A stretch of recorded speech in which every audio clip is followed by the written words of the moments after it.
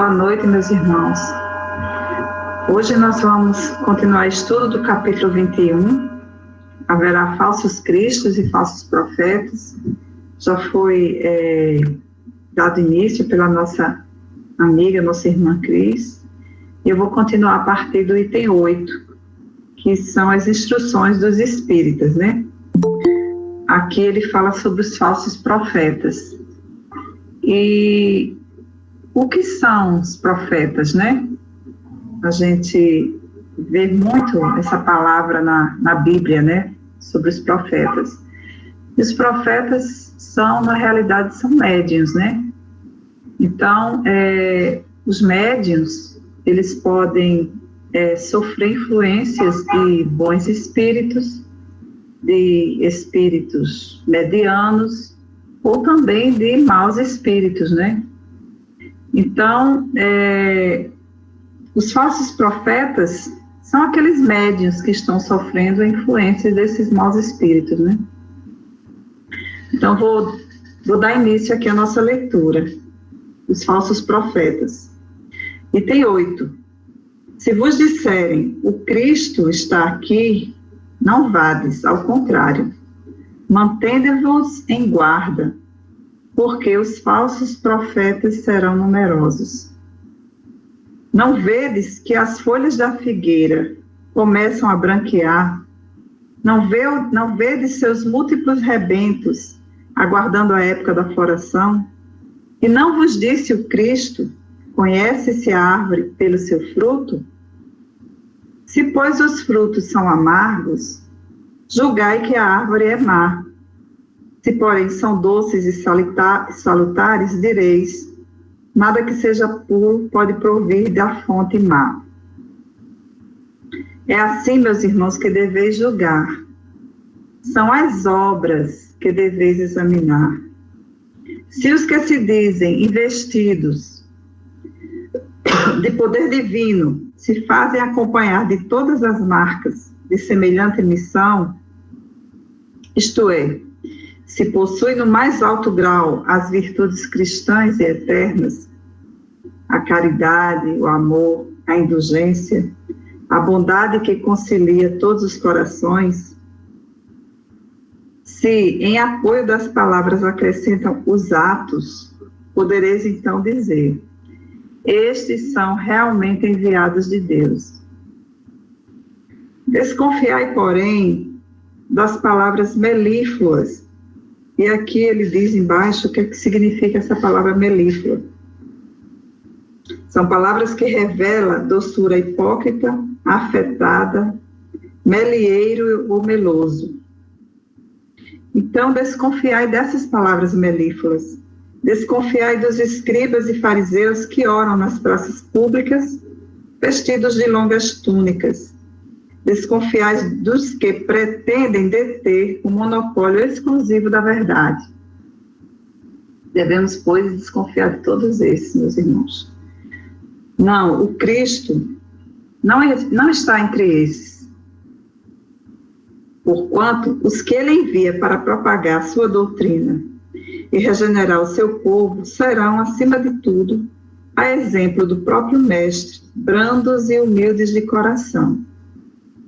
Os que hajam de salvar a humanidade com seus exemplos e conselhos, a fim de que esta não corra para a perdição, nem vagueie por caminhos tortuosos, serão essencialmente modestos e humildes. Fugir de tudo que revele um átomo de orgulho, como se fugisseis de uma moléstia contagiosa, que corrompe tudo o que toca. Lembrai-vos de que cada criatura traz na fronte, mas principalmente nos atos, a marca da sua grandeza ou da sua decadência. Ide, portanto, meus bens amados, sem desculpas ardilosas, sem pensamentos ocultos, na rota bendita em que enveredastes. Ide sempre sem temor. Afastai cuidadosamente tudo quanto vos possa entravar a marcha para o objetivo eterno.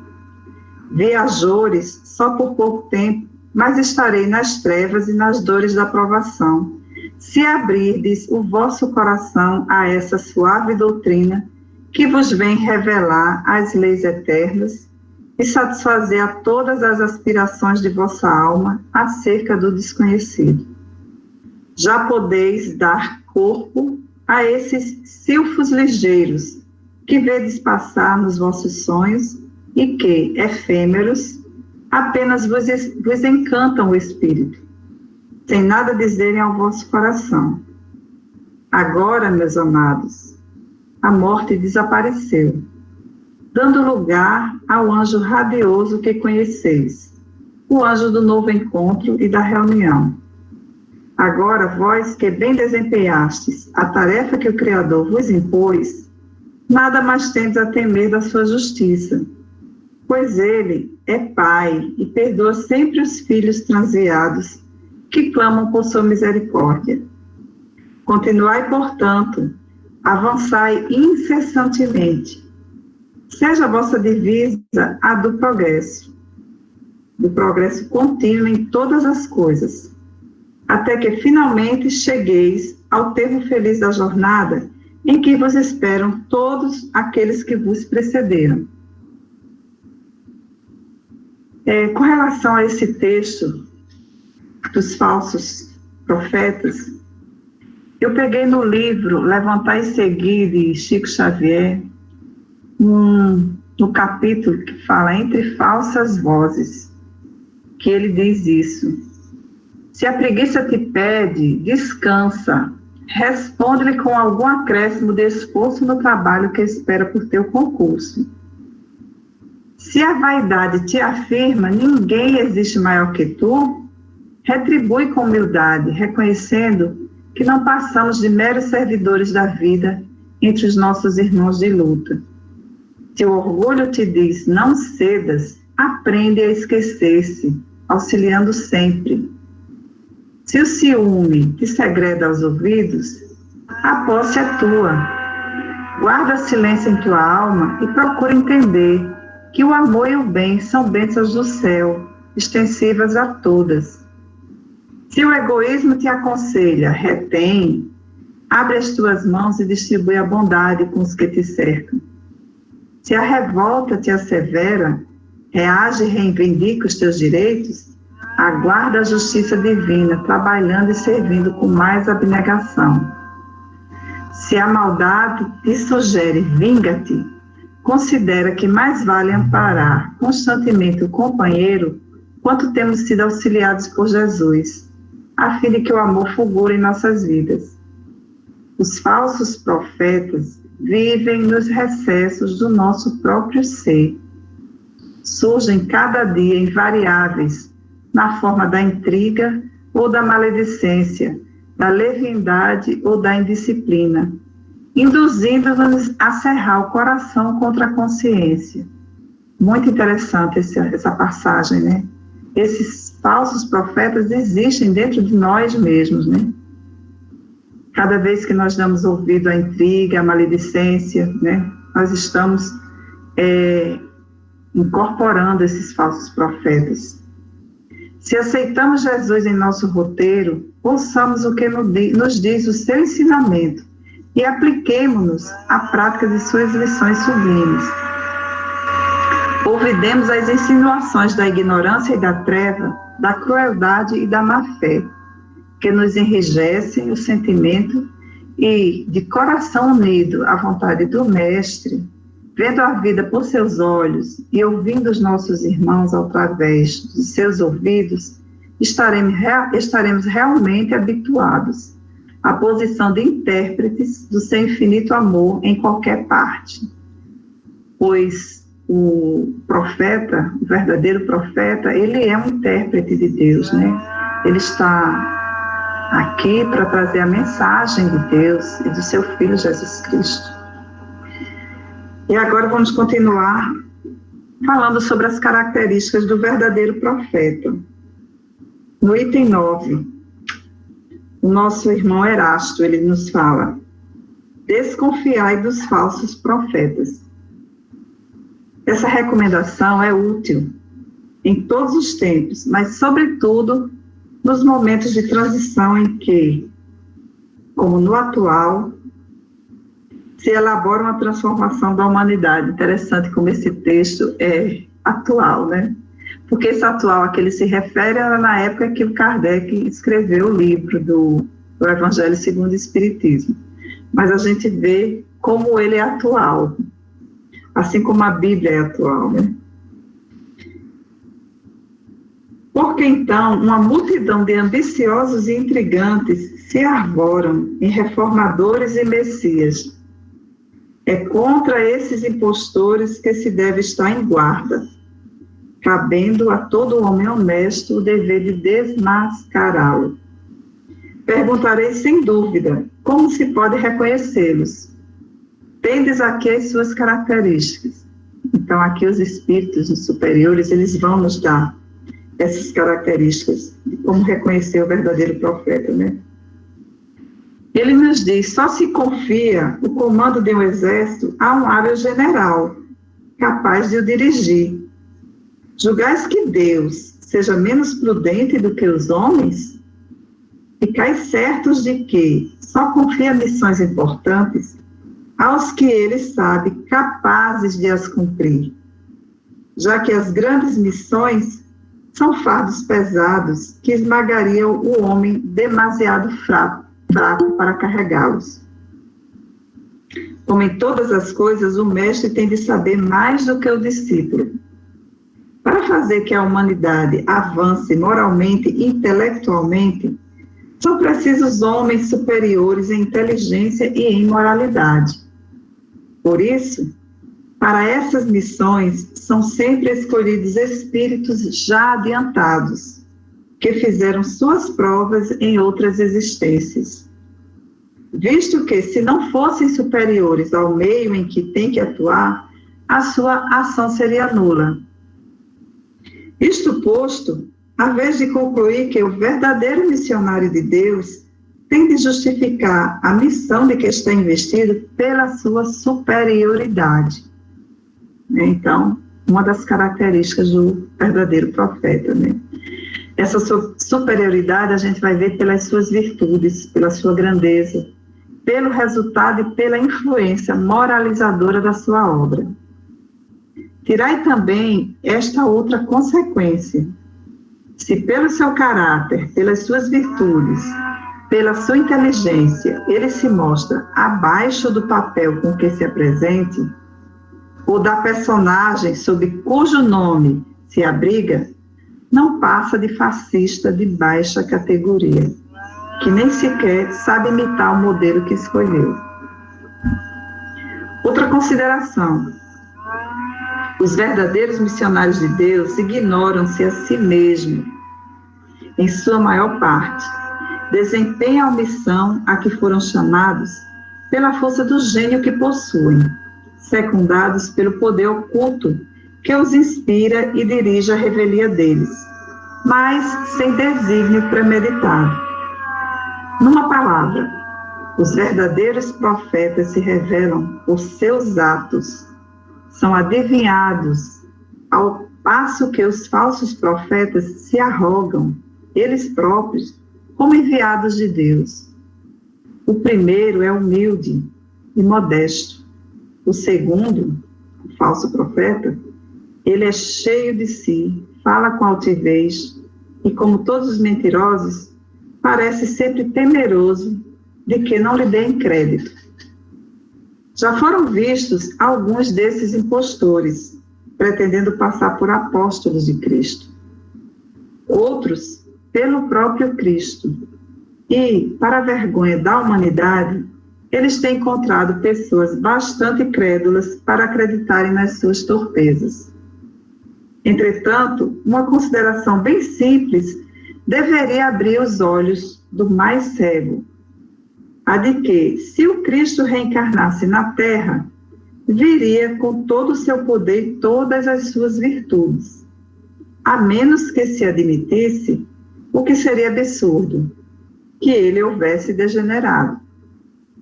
Ora, do mesmo modo que já não tereis Deus, se tirardes um só de seus atributos, também já não tereis o Cristo, se tirardes uma só de suas virtudes. Aqueles que se apresentam como Cristo possuirão todas as suas virtudes? Essa é a questão. Observai-os, perscrutai-lhes as ideias e os atos, e reconhecereis que, acima de tudo, lhes faltam as qualidades distintivas do Cristo, que é a humildade e a caridade, ao passo que tem as que Jesus não possuía, a cupidez e o orgulho. Notai, além disso, que neste momento, em vários países, há muitos Cristos, como há muitos pretensos Elias, muitos João ou Pedro, e é impossível que todos sejam verdadeiros.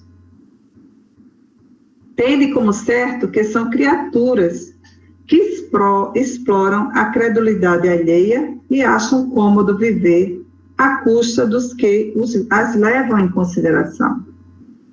Desconfiai, pois, dos falsos profetas, principalmente em época de renovação, qual a presente, porque muitos impostores se apresentarão como enviados de Deus. Eles procuram satisfazer a terra à sua vaidade, mas uma terrível justiça os espera. Podeis estar certo.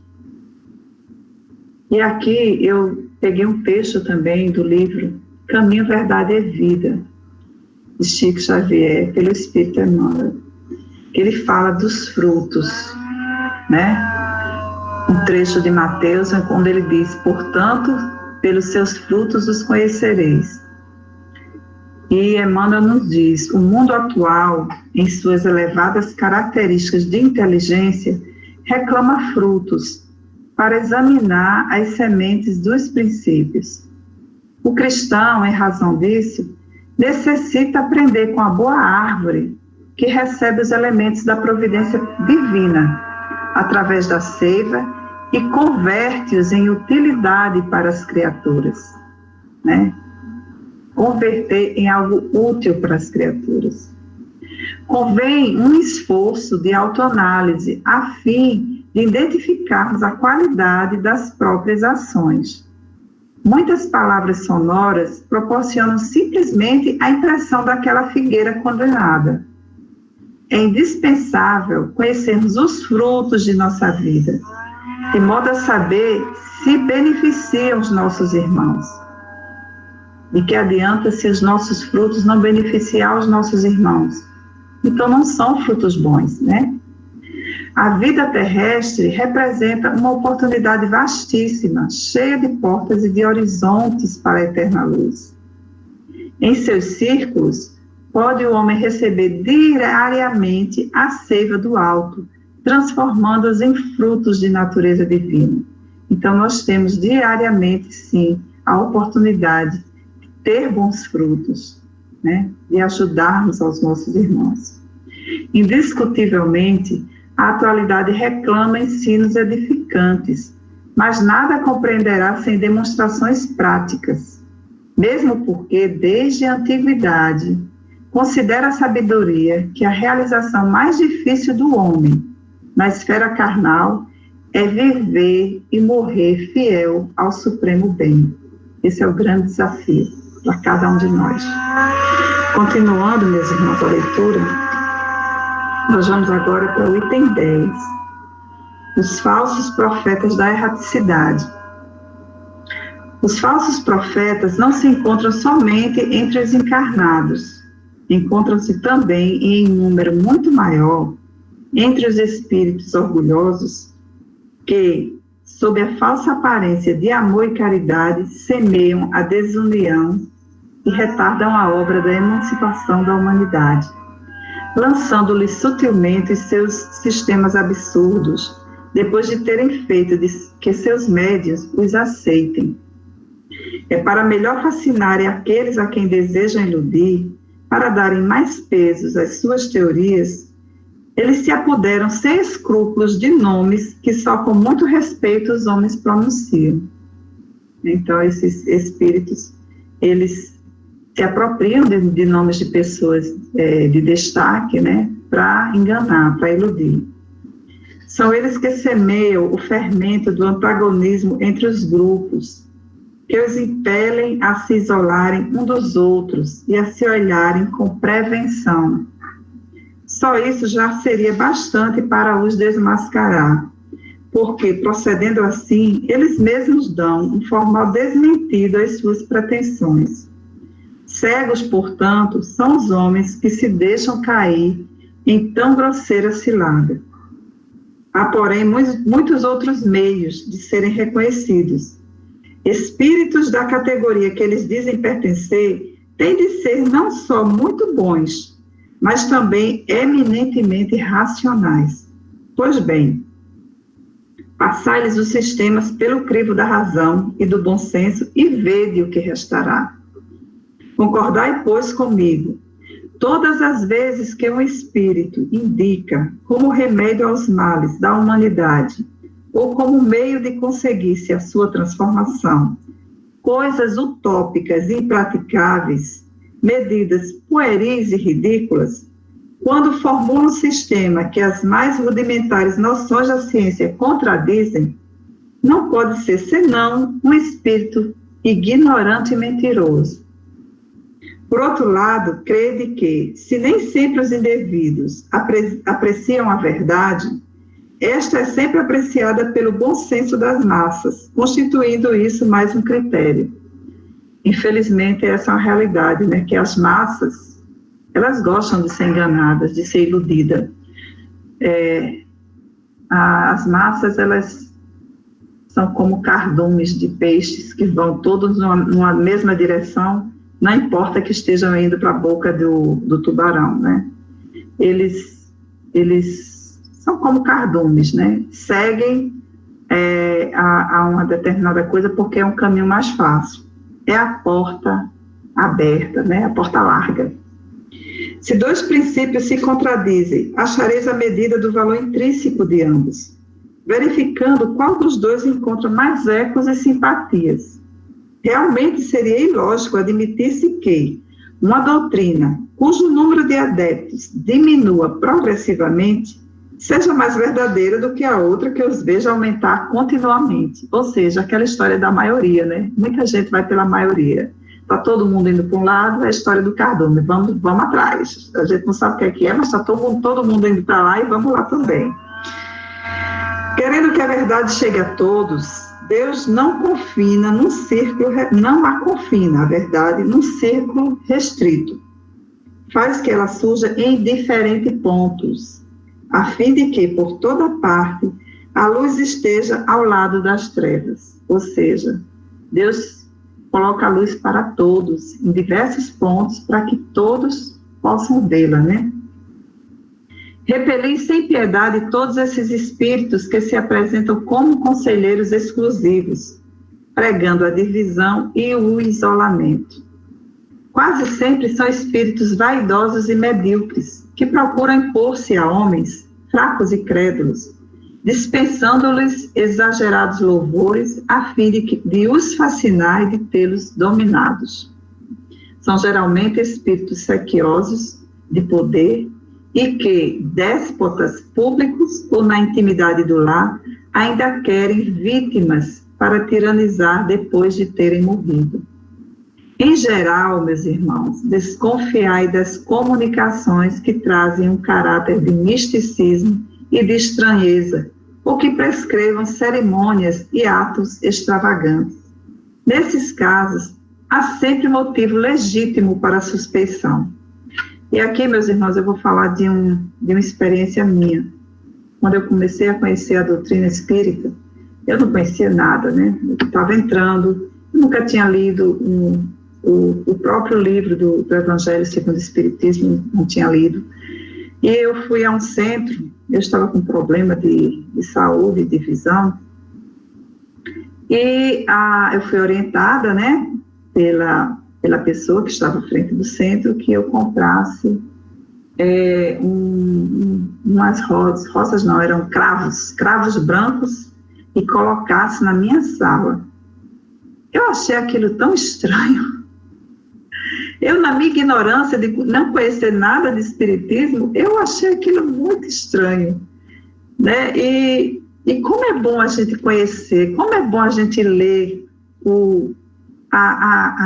os livros da doutrina, né? Como é bom a gente conhecer o Evangelho, como é bom a gente conhecer o livro dos Espíritos, o livro dos Médiuns, enfim, o que é o Espiritismo, todos esses livros que Kardec, com tanta competência, né? Que ele foi muito iluminado para nos revelar tudo isso.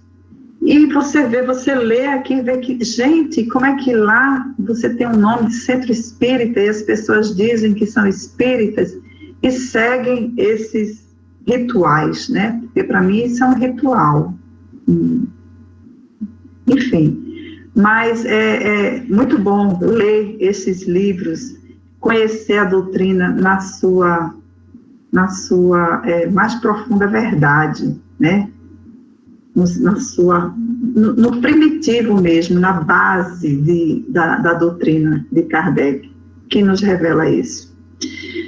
Bom, gente, continuando. Tendo certeza igualmente de que, quando uma verdade tem de ser revelada à humanidade, ela é, por assim dizer, comunicada instantaneamente a todos os grupos sérios, que dispõem de médiuns também sérios, e não a este ou aquele, com a exclusão dos outros.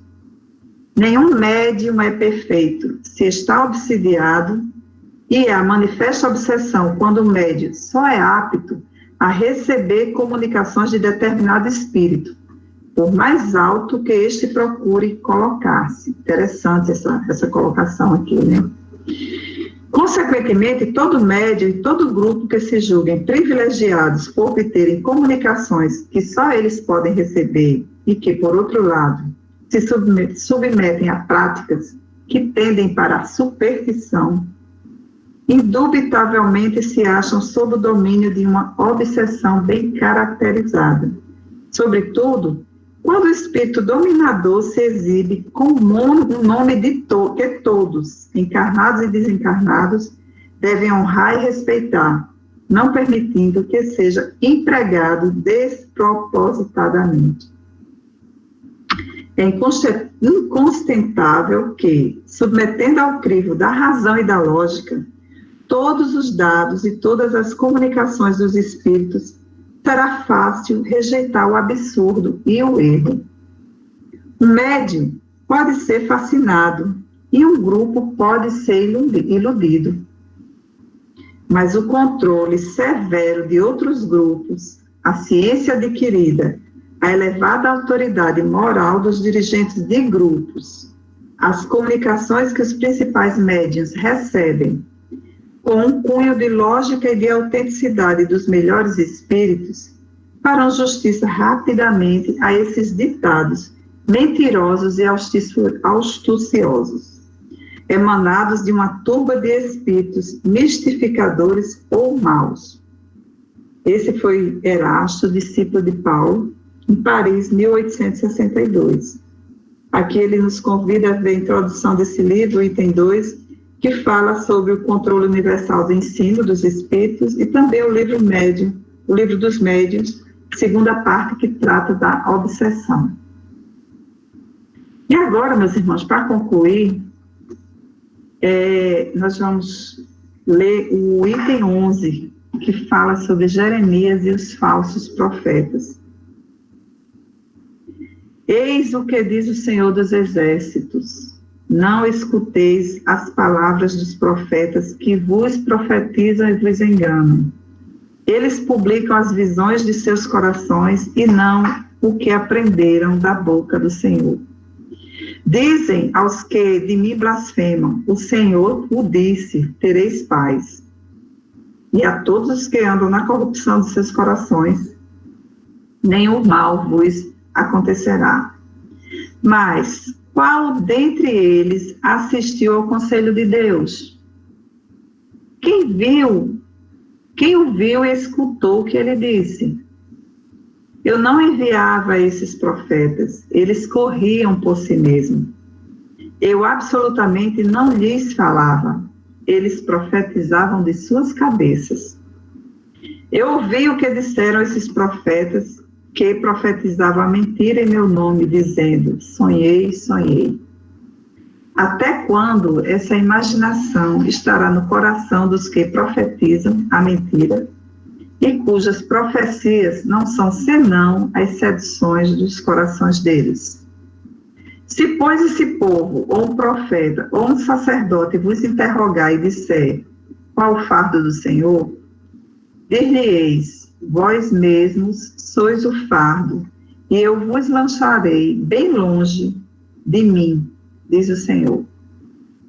Jeremias, capítulo 23, versículos 16 a 18, 21, 25, 26 e 33.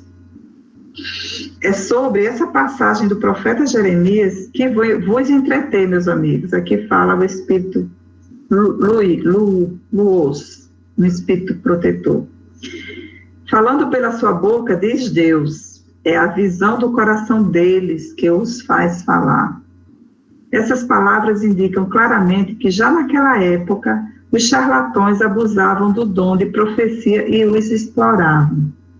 Abusavam, por conseguinte, da fé simples e quase cega do povo, predizendo por dinheiro coisas boas e agradáveis. Essa espécie de fraude era muito generalizada na nação judia, e é fácil de compreender-se que o pobre povo, em sua ignorância, era incapaz de distinguir os bons dos maus, sendo sempre mais ou menos ludibriados pelos supostos profetas, que não passavam de impostores ou fanáticos. Nada há de mais significativo do que estas palavras. Eu não enviei esses profetas e eles correram por si mesmos. Não lhes falei e eles profetizaram. Mais adiante, eu ouvi esses profetas que profetizavam a mentira em meu nome, dizendo, sonhei, sonhei. Indicava, assim, um dos meios que eles empregavam para explorar a confiança de que eram objeto. A multidão, sempre crédula, não pensava em contestar a veracidade de seus sonhos ou de suas visões. Achava isso muito natural e sempre os convidava a falar. Após as palavras do profeta, escutai os sábios conselhos do apóstolo João, quando diz: não creiais em todo espírito, mas provai se os espíritos são de Deus. Porque entre os invisíveis também há os que se comprazem em iludir, quando encontram oportunidade. Os iludidos, não há dúvida, são os médiuns, que não tomam as necessárias precauções. Aí se encontra, indubitavelmente, um dos maiores escolhos contra as quais muitos deles vêm esbarrar, sobretudo quando são novatos no espiritismo. Isso constitui uma prova para eles, da qual só triunfarão com muita prudência.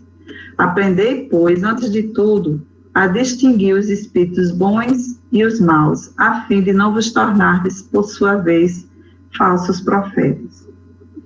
E com isso, meus irmãos, a lição que eu tenho de tudo isso aqui que eu li hoje é a questão do instruir-vos sempre. Nós temos que estar sempre lendo, estudando a doutrina espírita, lendo os livros básicos da nossa doutrina, porque todas as nossas perguntas, todas as nossas dúvidas estão contidas, seja no nosso Evangelho, seja no livro dos Espíritos, seja no livro dos Médiuns, enfim, seja na Gênese, seja no livro Céu e Inferno, nós vamos encontrar tudo. É um poço de informações onde nós podemos mergulhar, né, neste poço e estudar, aprender, para que a gente tenha esse discernimento, né, esse discernimento para identificar esses falsos profetas, né?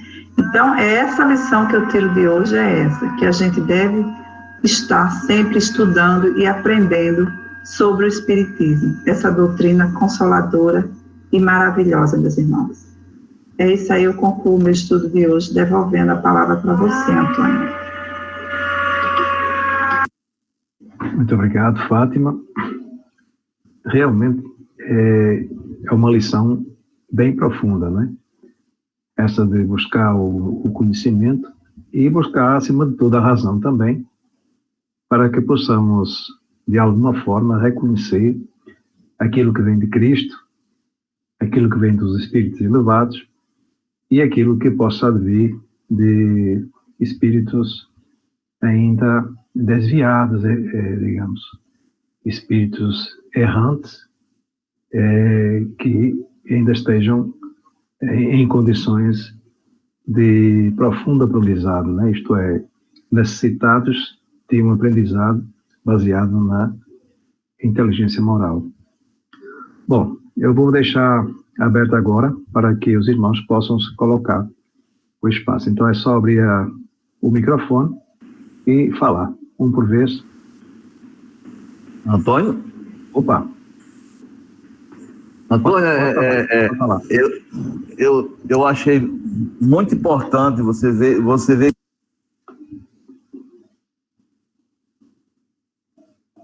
João, não estamos escutando. A gente observa cada vez mais que vamos nos aprofundando nos estudos, né, que diariamente entre nós chegamos a essa conclusão da dinâmica e a riqueza que o Pentateuco nos oferece, né? E parabéns à exposição da companheira Fátima, entendeu? E você vê que é uma mensagem muito clara também para os médios, né? Você vê que aí todas as instruções do Espírito, ele nos coloca, a todos nós estudantes, né, da doutrina, esse alerta, tá certo? As observações de que o telefone que toca de lá para cá, a gente também tem que saber se não está sendo linha cruzada, né? Assim, Emmanuel manda um texto de Bessílio, que Emmanuel na obra O Espírito da Verdade, né? De Valdo Vieira e Chico Xavier como psicografia, ele chama o texto de sem idolatria, bem pequeno aqui, só para completar essa ressalva que a colega lê aí para a gente. Ele diz, núcleos religiosos de todos os tempos e mesmo certas práticas estranhas à religião têm usado a idolatria como tradição fundamental para manter sempre viva a chama da fé e o calor do ideal. O hábito vinculou-se tão profundamente ao espírito popular que, em plena atualidade, nos arraiais do espiritismo cristão, a desfraldar a bandeira da fé raciocinada, às vezes ainda encontramos criaturas tentando a substituição dos ídolos inertes pelos companheiros de carne e osso da experiência comum, quando chamados ao desempenho da responsabilidade mediúnica. Hoje, desse modo, compreendemos a improbidade da idolatria de qualquer natureza, fugindo, entretanto, a iconoclastia e a violência no cultivo do respeito e da compreensão diante das convicções alheias, de modo a servirmos na libertação mental dos outros, na esfera do bom exemplo. A advertência apostólica vem comprovar que a doutrina cristã, em sua pureza de fundamentos, surgiu no clima da Galileia, dispensando a adoração indébita em todas as circunstâncias, devendo-se exclusivamente à interferência humana, os excedentes que lhes foram impostos ao exercício simples e natural. Assim prescreve de teu caminho quando qualquer prurido idolátrico em torno de objetos ou pessoas, reafirmando a própria emancipação das algemas seculares, que vem cerceando o intercâmbio das criaturas encarnadas com o reino do Espírito, através da legítima confiança. Recebemos hoje a incumbência de aplicar na edificação do bem desinteressado o tempo e a energia que desperdiçávamos outrora à frente dos ídolos mortos, de maneira a substancializarmos o ideal religioso no progresso e na educação, prelibando as realidades da vida gloriosa. Emmanuel. Assim, justamente você vê que Emmanuel, nesse simples textozinho dele, ele ressalva todo essa observação das instruções dos espíritos, conforme a companheira Fábio leu para a gente e também fez os comentários dela. Eu passo a palavra para você, irmão Antônio. Bom, meus irmãos, é um viés diferente, mas não deixa de ser complementar, né? Então, vamos refletir também e vamos prosseguir dando a vez a outro irmão que possa querer fazer uma colocação ou colocar alguma pergunta.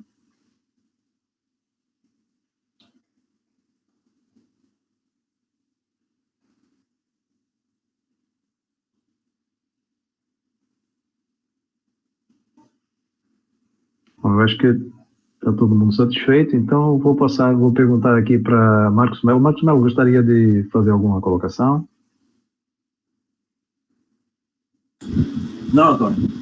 Tranquilo. Beleza. Senhor Inácio, gostaria de se colocar? Sim, Antônio. Boa noite a todos, parabéns, Fábio, pela explanação. Eu queria só fazer uma leitura mais detida em um ponto aqui, para a gente entender o que está sendo colocado nessa leitura. É no item 10. Primeiro, segundo, terceiro, quarto parágrafo. Por outro lado, crede que se nem sempre os indivíduos apreciam a verdade, a verdade, é sempre apreciada pelo bom senso das massas. Aqui está sendo dito que se os indivíduos às vezes não aceitam a verdade ela é sempre apreciada pelo bom senso das massas, o que constitui isso mais um critério. Mais embaixo, no final desse parágrafo, ele diz: realmente, seria ilógico admitir-se que uma doutrina cujo número de adeptos diminua progressivamente seja mais verdadeira do que outra que os veja aumentar continuamente. Ele está dizendo para nós aqui que aquela doutrina que aumenta os seus adeptos, ela está com a verdade. Ele está mostrando aqui que justamente a massa é quem vai definir o que é verdade. Claro que isso em 1866, na atualidade hoje, não é bem por aí. Mas o que ele está colocando aqui é que as massas admitem a verdade. Tudo que foi colocado aqui nesses itens, ele está totalmente configurado em uma obra, que é essa obra que ainda hoje cria conflitos com a doutrina espírita. Por incrível que pareça, tudo que foi dito está nessa obra. Se chama Os Quatro Evangelhos de J.B. Rustai. Veja só, Kardec escreveu os livros e ele não colocou o nome dele, colocou o seu apelido, de quando ele era um druida. Hipólito Leão deles lá de Iguaí, não, é Allan Kardec. No livro de Rustai, Espiritismo Cristão ou Revelação da Revelação, os quatro evangelhos, seguido dos mandamentos explicados em espírito e em verdade, pelos evangelistas, assistidos pelos apóstolos e Moisés, recebido e coordenados por J.B. Rustai, advogado na antiga corte imperial de Bordeaux, antigo bastonário. Ele fez questão de colocar, inclusive, o que ele era. E veja só, eram os apóstolos, Moisés, e o que ele está dizendo aqui é diferente do que ocorreu, porque quem recebia era a médium. Ele agora está dizendo aqui que foi recebido e coordenado por ele. Para vocês terem uma ideia rápida, porque o tempo não dá, nesse livro, os espíritos dizem para ele o seguinte, ele faz uma pergunta baseada numa colocação de Kardec na Revista Espírita, e o espírito responde para ele o seguinte: não, a encarnação humana não é uma necessidade, é um castigo, já o dissemos, e o castigo não pode preceder a culpa. O espírito não é humanizado, também já o explicamos, antes que a primeira falta o tenha sujeitado à encarnação humana. Essa é a tese básica desse livro, a de que a gente só encarna porque a gente errou. Aqui um pouco mais atrás, falando sobre o ateísmo, eles dizem, a Rustag, que nesse caso do ateu, sobretudo nesse caso, mais severo é o castigo. Qualquer que seja a causa da queda, orgulho, inveja ou ateísmo, os que caem, tornando-se por isso espírito das trevas, são precipitados nos tenebrosos lugares da encarnação humana. Então, aqui, são lugares tenebrosos, segundo essa teoria de Rustag. E, só para fechar aqui, esses absurdos, ele diz aqui na página 299, esses espíritos presunçosos e revoltados, cuja queda os leva às condições mais materiais da humanidade, são então humanizados, isto é, para serem domados e progredirem sob a opressão da carne, encarnam em mundos primitivos, ainda virgens do aparecimento do homem, mas preparados e prontos para essas encarnações. Encarnam em substâncias humanas, as quais não se pode dar propriamente o nome de corpos. São coisas que, como foi dito aqui, no item 10, há, porém, muitos outros meios de serem reconhecidos os falsos profetas. Espíritos da categoria que eles dizem pertencer têm de ser não só muito bons, mas também eminentemente racionais. E essa tese é totalmente irracional dentro do que aprendemos com a doutrina espírita. Portanto, essa obra, desde quando Kardec desencarnou, que ela criou problema na doutrina espírita. Então, tudo que foi lido aqui, eu, praticamente, na minha concepção, vejo dirigido a esse. Era isso, Antônio. Obrigado. Bom, meus irmãos, alguém mais quer fazer alguma colocação? Bom, só um breve fechamento aqui. Como é importante nós estarmos instruídos, como nossa irmã Fátima colocou. Precisamos conhecer muito bem o Evangelho, precisamos conhecer muito bem os livros da base espírita, principalmente o Pentateuco, né? São as 5 obras que Allan Kardec nos legou, né? E, principalmente, precisamos estudá-las, né? Temos que estudá-las profundamente para que não sejamos enganados com as informações que nos chegam.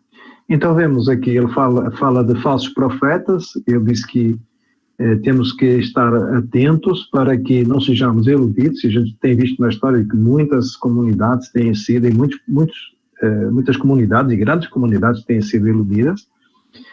Ele vem também aqui falar nas características do verdadeiro profeta, e aquele, assim, podemos dizer que aquele que praticou bem, né? Aquele que praticou bem, que não quer aparecer, que ele quer ajudar e tudo mais, diríamos assim, como o exemplo de um profeta atual, digamos, Chico Xavier, foi um homem que se dedicou à prática do amor entre os homens, né?